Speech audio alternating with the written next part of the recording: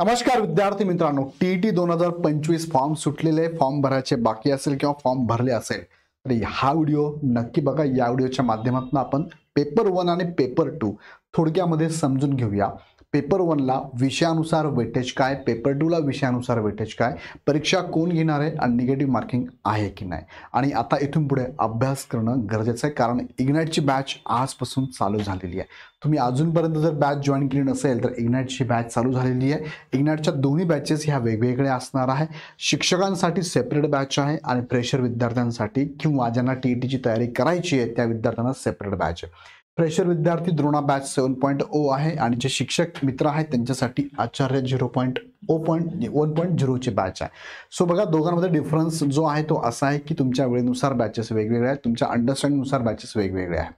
दोन्ही बॅचेसमध्ये शिकणारे फॅकल्टी सारखीच आहे, प्रत्येक विषयाची सेपरेट फॅकल्टी आहे। तुम्हाला टू द पॉईंट शिकवणारे बऱ्याच वर्षाचा अनुभव आहे, 3000+ शिक्षकांची निवड केलेली ही फॅकल्टी आहे। या फॅकल्टीचे PDF नोट्स आहेत, टेस्ट सिरीज आहे, त्याच्यानंतर तुम्हाला काउन्सिलिंग पण असणार आहे, मेंटॉरिंग पण असणार आहे। सो ही बॅच चालू झाली आजपासून। ह्या बॅचमध्ये जे एक्स स्टुडंट असतील आपले, ज्यांनी TT CTT टेट केंद्र प्रमुखची बॅच जॉईन केली असेल त्यांना, असे ओल्ड स्टुडंटला 50% ऑफमध्ये बॅच अवेलेबल आहे। कुपन कोड वापरायचा आहे ओल्ड स्टुडंट।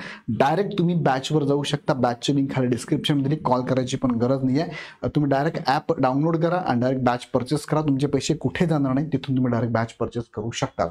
बॅचेस चालू झालेले आहेत, दोन्ही पण बॅचेस। सीटीच्या बॅचेस पण आपल्याकडे अवेलेबल आहे आणि CTT प्लस TTची बॅच पण अवेलेबल आहे, पण मी तुम्हाला सजेस्ट करेल ह्या बॅच तुम्ही घेऊ शकतात, नो डाऊट, पण तुम्ही सध्या टार्गेट करा TET वरती। चला आता मुख्य मुद्द्याकडे तुम्हाला मी घेऊन जातो। मुख्य मुद्दा म्हणजे बघा, TETचे जे पेपर आहेत ते कसे आहेत बघा। TET शिक्षक पात्रता परीक्षा ही यात 1 ते 8 वर्गासाठी पात्र होणं गरजेचं आहे। DEDच्या प्रत्येक विद्यार्थ्याला TET देणं गरजेचं आहे, तरच तुम्ही शिक्षक होऊ शकतात। प्राथमिक स्तरात त्यामध्ये पेपर 1 असतो बघा। प्राथमिक स्तर म्हणजेच 1 ते 5वी साठी तुम्हाला हा पेपर द्यायचा आहे, 150 गुणांचा आहे। 2.5 तासामध्ये क्वेश्चन पेपर सॉल्व्ह करायचे। आता 2.5 तासामध्ये किती प्रश्न सॉल्व्ह करायचे? 150 प्रश्न सॉल्व्ह करायचे, म्हणजे तुम्ही विचार करू शकता साधारणतः 150 मिनिटं तुमच्याकडे आहे बघा। 150 मिनिटं आहे, 150 मिनिटांमध्ये 150 प्रश्न सोडवायचे। एका प्रश्नाला तुम्हाला 1 तास वेळ बघा, एका प्रश्नाला तुम्हाला 1 मिनिट वेळ, 1 मिनिट वेळ असणार आहे। सो पुष्कळ वेळ तुम्हाला आहे। आता यामध्ये तुम्हाला थोडं समजून घ्यायचं आहे की कोणता विषय तुम्हाला डिफिकल्ट लेवल जातो, कोणता मॉडरेटिंग, कोणता इझिएस्ट। पहिले समजून घेऊया वेटेज काय। पहिले बघा, यामध्ये बालमानसशास्त्र, अध्यापनशास्त्र आहे, 30 प्रश्न 30 मार्काला तुम्हाला विचारणार आहे, ऑब्जेक्टिव्ह आहे। भाषा 1 भाषा 2 असे दोघे 30-30 मार्काला आहे, आणि त्यानंतर गणित आणि परिसर अभ्यास हे सुद्धा 30-30 मार्काला। असे टोटल 5 सब्जेक्ट आहे, 150 प्रश्न 150 मार्कांना असणार आहे।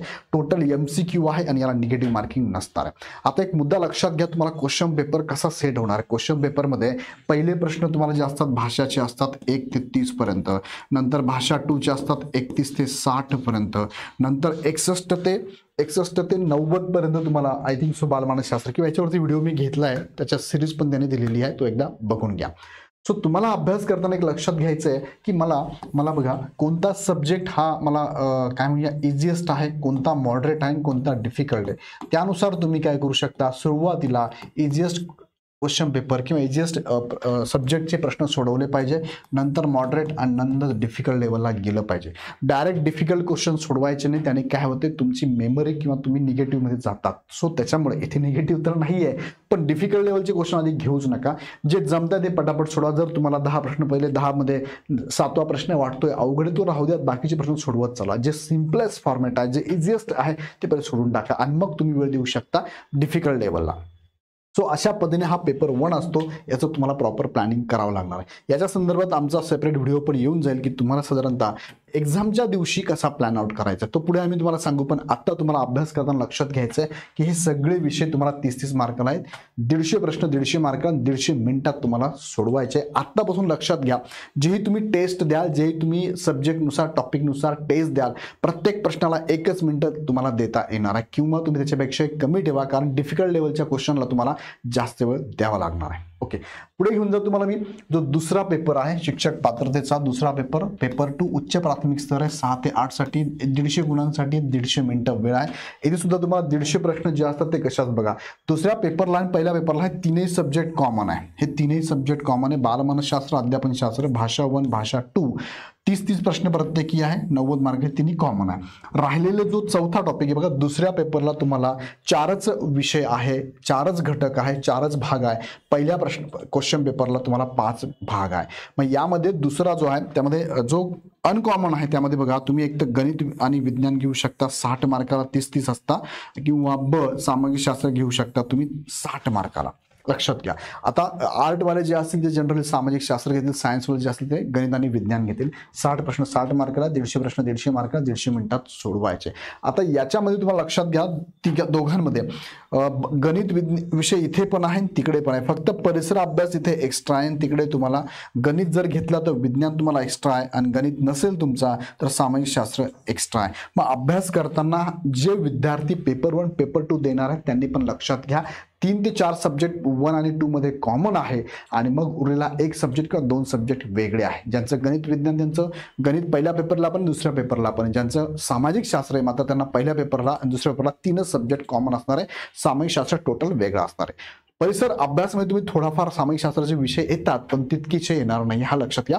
सो तेवढा अभ्यास तुम्हाला थोडासा ठरवून वेगळा करावा लागणार आहे. त्यानंतर पेपर 1 पेपर 2 ला भाषाचे पेपर सुद्धा तुम्हाला कॉमनच असणार आहे, तेच पेपर असणार आहे. सो वेगळा अभ्यास करायची पण गरज पडणार नाही. फॉर्म भरताना सुद्धा तुम्हाला वेगळे सब्जेक्ट घेता येणार नाही, घेता येत नाही, कारण फॉर्म सेपरेट भरायचा नाही, फॉर्म एकाच वेळेस भरायचा. पेपर 1 ला वेगळा फॉर्म, पेपर 2 ला वेगळा फॉर्म असा भरायचा नाहीये. दोन्ही पेपरला तुम्ही इलिजिबल असाल तर दोन्ही पेपरला ॲट अ टाइम फॉर्म भरायचा आहे. माध्यम पण एकच असतं, भाषा 1 पण एक असते, भाषा 2 पण सारखीच असते. हा पण मुद्दा तुम्ही नीट लक्षात घ्या. सो अशा पद्धतीने हे 2 पेपरचं थोडक्यात मला वर्गीकरण केलं. पेपर परीक्षा कोण घेणार आहे, निगेटिव्ह मार्किंग असणार का, तर निगेटिव्ह मार्किंग नाही याला. सो निगेटिव्ह मार्किंग नाही म्हणजे काय, 150 प्रश्न टोटल सोडवायचेच आहे.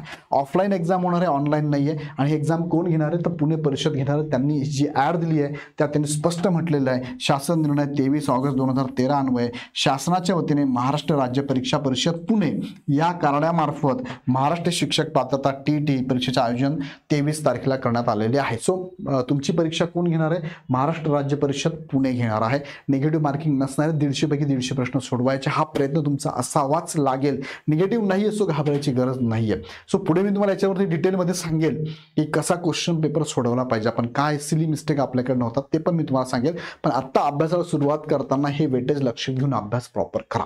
आणि कोणती टेस्ट देताना तुम्हाला प्रत्येक प्रश्नाला 1 मिनिटापेक्षा कमी वेळ लागला पाहिजे ही काळजी आत्तापासून घ्या, म्हणजे सराव चांगला होईल. आणि सिरियसली अभ्यास करून सिरियसली टेस्ट सुद्धा द्या. आता ह्या सगळ्या टेस्ट, भरपूर सारा टेस्ट इग्नाइट अकॅडमी पण तुमच्या घेणार आहे. इग्नाइटच्या बॅचेस पण तुम्हाला अवेलेबल आहे. मी तुम्हाला सांगतो, गॅरंटेड सांगतो, तुमचा मोठा भाऊ म्हणा, लहान भाऊ म्हणा, किंवा जे तुम्हाला मला म्हणायचं ते म्हणा, पण मी तुम्हाला सांगतो काय की ह्या बॅचेस तुम्हाला नक्की मदत करणाऱ्या आहे. लगेच जॉईन करा. जॉईन करण्यासाठी खाली डिस्क्रिप्शनमध्ये लिंक दिली आहे. आजपासून बॅच चालू होत आहे, म्हणजे डे 1 पासून तुम्ही एकदम सिरियसली अभ्यास करा. ह्या पहिल्या अटेम्प्टमध्ये आपण TET क्वालिफाईड होऊ शकतो. आणि त्याचबरोबर तुम्हाला जर इथे बघा, मी तुम्हाला 100% सांगतो की तुम्हाला एक पुस्तक घ्यायचं असेल ते कोणतं, तर हे तुम्हाला TET सक्सेस मास्टरचं पुस्तक आहे, ज्याच्यामध्ये PYQ आहे.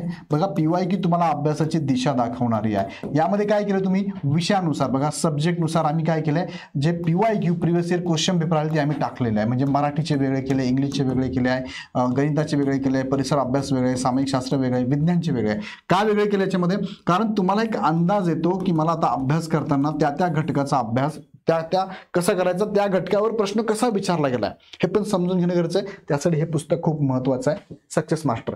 पेपर 1चं सुद्धा तुम्हाला पुस्तक आणि पेपर 2चं सुद्धा वेगळं पुस्तक तुम्हाला इथे अवेलेबल असणार आहे. जे शिक्षक मित्र असेल किंवा फ्रेशर असेल त्यांनी हे पुस्तक आवर्जून घ्यावं. आणि अध्यापन शास्त्र, बालमानसशास्त्रामध्ये तुम्हाला आउट ऑफ मार्क घ्यायचे असेल तर अगदी सोप्या पद्धतीने हे पुस्तक बनवलेलं आहे. नक्कीच तुम्ही हे पुस्तक पण ऑर्डर करू शकता. ऑर्डर करण्यासाठी तुम्ही आमचा ॲप डाउनलोड करून ॲपवरून ऑर्डर करा, किंवा ॲमेझॉनवर ऑर्डर करा, किंवा शेजारच्या बुक स्टॉलला जाऊन पण तुम्ही पुस्तक घेऊ शकतात. ऑर्डर करण्यासाठी आणि बॅचेस जॉईन करण्यासाठी हे ॲप डाउनलोड करा. ह्या ॲपवरून डायरेक्ट परचेस करा. काही शंका वाटलीच तर 888825 या नंबरला कॉल करा. पण शक्यतो ॲपवरून डायरेक्ट तुम्हाला सगळं इझिली ॲक्सेस आहे. ॲपवरून तुम्ही डायरेक्ट परचेस करा. तुमचे पैसे कुठे जाणार नाही, काळजी करू नका. अगदीच टेक्निकल इश्यू आला तर कॉल करा, कारण प्रचंड कॉल आमच्या टीमला येत आहे. प्रत्येकाचे कॉल उचलणं थोडं अवघड जात आहे. सो थोड्या वेळाने ट्राय करत राहा. पण मी तुम्हाला सांगतो, पुस्तक किंवा बॅचेस तुम्ही डायरेक्ट इथून परचेस करू शकता. आणि वेळापत्रक तुमचं जे आजपासून चालू झालं आहे, हे सगळ्यांचं वेळापत्रक डायरेक्ट ॲप, तुम्ही बॅच परचेस केली असेल तर ॲपवर जा, तुम्ही लाईव्ह सेक्शनमध्ये जा. लाईव्हमध्ये तुम्हाला डायरेक्टली तुम्हाला तुमचे लेक्चर कधी ते शेड्यूल दिसतंय बघा तुम्हाला. आणि जर नाही दिसतं तर कॉल करा. पण मला वाटतं दिसतंय, तुम्ही डायरेक्ट बॅचवर जा, तिथे दिसतंय बघा आज कोणते कोणते शेड्यूल आहे. आम्ही लिंक जनरेट करून टाकलेलं आहे, बघून घ्या एकदा. तुमचा ग्रुप पण असेल तर ग्रुपला पण शेअर झालं नक्कीच असेल. ओके, सो हा व्हिडिओ मी घेतला, कसा वाटला मला कमेंटमध्ये कळवा. अजून तुमच्या मनात काही प्रश्न असेल तर मनात नका ठेवू, कुठे टाका, कमेंट बॉक्समध्ये टाका.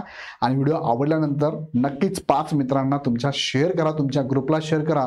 आणि आवडलाच तर चॅनल सबस्क्राईब करून बेल आयकॉन क्लिक करा, कारण पुढचे महत्त्वाचे व्हिडिओ या चॅनलवरती येणार आहे. तुर्तास थांबतो. धन्यवाद.